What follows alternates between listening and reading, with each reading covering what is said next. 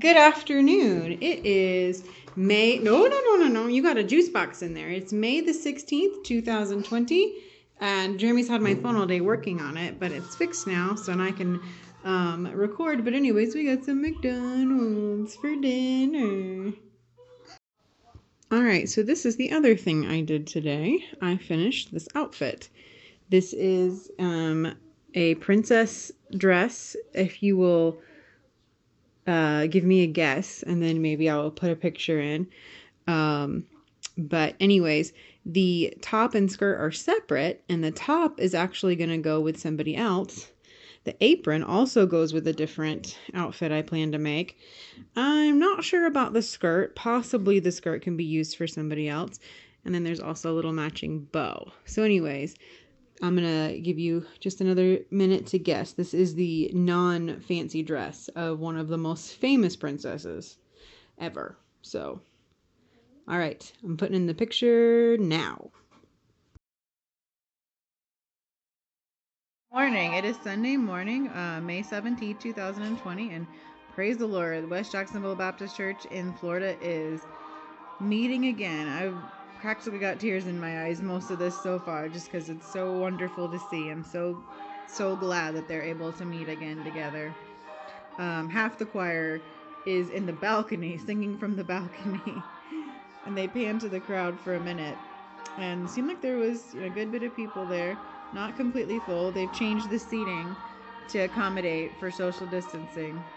But anyways, it's just a blessing to see this. Morning. It is May the 18th, 2020, and we find ourselves in the beauty salon. Lila woke up with such a big mess of knots in her hair. So we are going to be doing two things.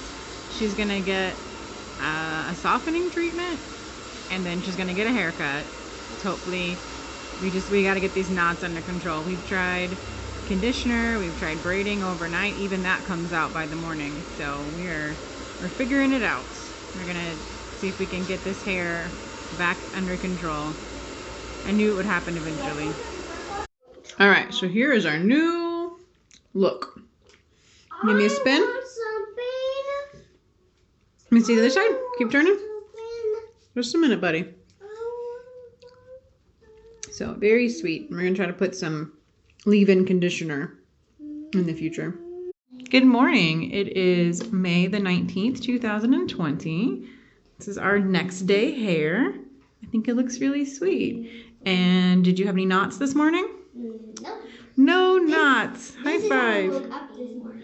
Yeah, with no knots. Yay. We didn't even brush my hair. No, we didn't have to. That's the idea. Curly hair really shouldn't be brushed as much as we have to brush yours. And we put it on top of her head in like a stack, like a big high bun. And she did good. She didn't roll her head. And Ellie's doing math, and Alexa's reminding me that Ellie, hold on, baby. Good. Alexa is reminding me that it is time for Jeremy to go get ready to get the food from the school. Today's another day that they're giving us packets of food, which of course we will then distribute among people. Well, I'm not going to pretend that was easy, but you can now add putting up a tent to the list of things that I can do by myself, even with Elijah's help. So I am in the midst of cutting things out, but I wanted to show you these lovely teaching aids that they sent home today when Jeremy went to pick up the food. This is from like the special aid teacher, I believe, but they're sending it to all the kids. So like this is to help them understand what this is in Spanish, but hundreds, tens, and ones. So centenas, decenas, y unidades. But the idea is the same. Like if a number has 450, I don't know, 2. So then they can put the number there, and then they know to do 4. I'm cutting these out right now. I've already cut out the ones. They'll put 4 100s, 5 10s, and then 2 1s. And this helps them to understand place values, which is what both my girls are learning right now.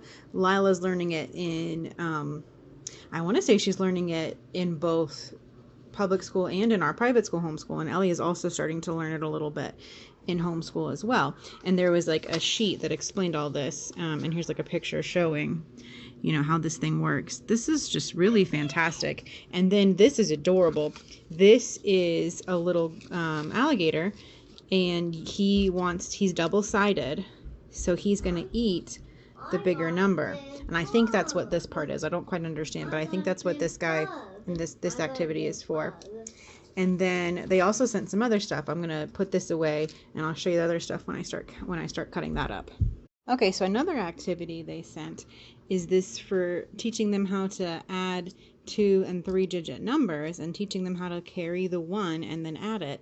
I think this is really interesting. I thought this was from her teacher, and so I kept waiting for us to be told when to use it.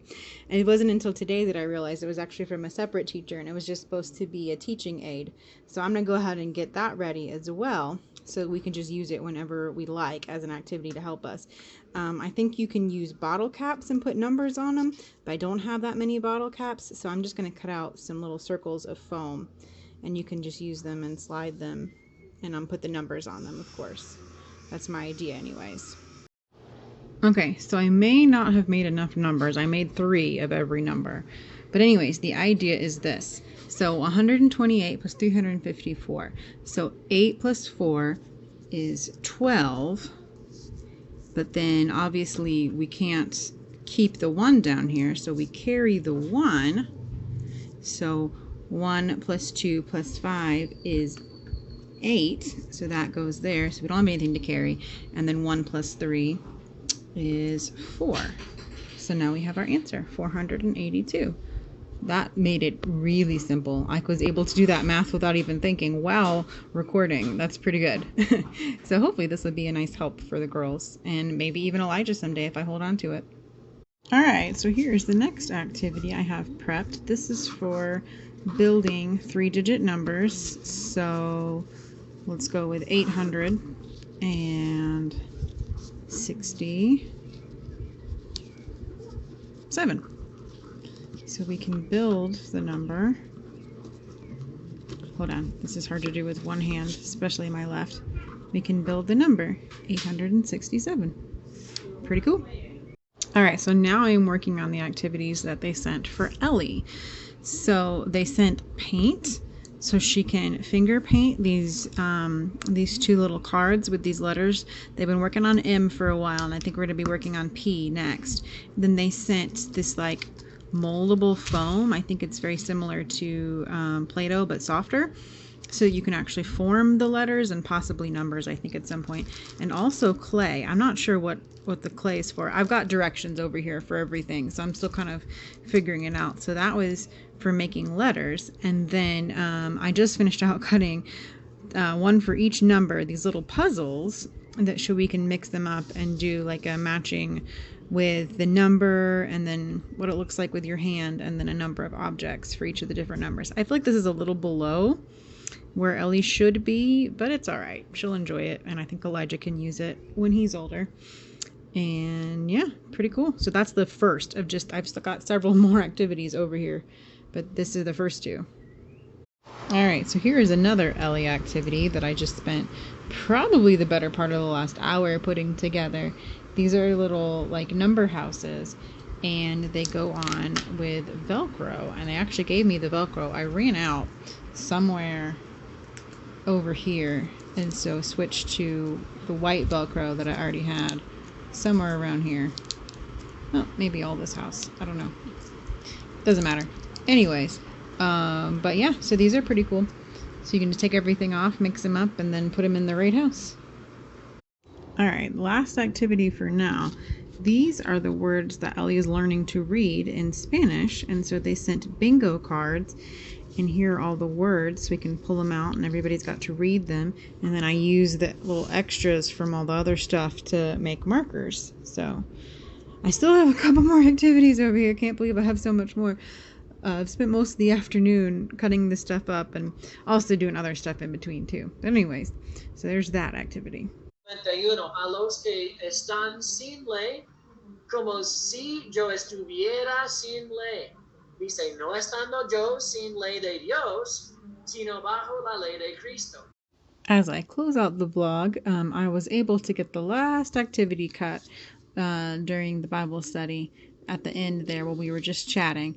So this one has got the different shapes and then they can match them up. And although this is super easy and pretty much Elijah H activity, the one good thing is that it's got all the different shapes in Spanish. So that will help Ellie because I'm pretty sure she does not know all of her shape names in Spanish yet. I think Lila does, but not Ellie. So anyways, I hope you enjoyed seeing all these different educational elements. I know there's probably a good bit of stuff there. But anyways, I hope you enjoyed the vlog, and I will see you next time.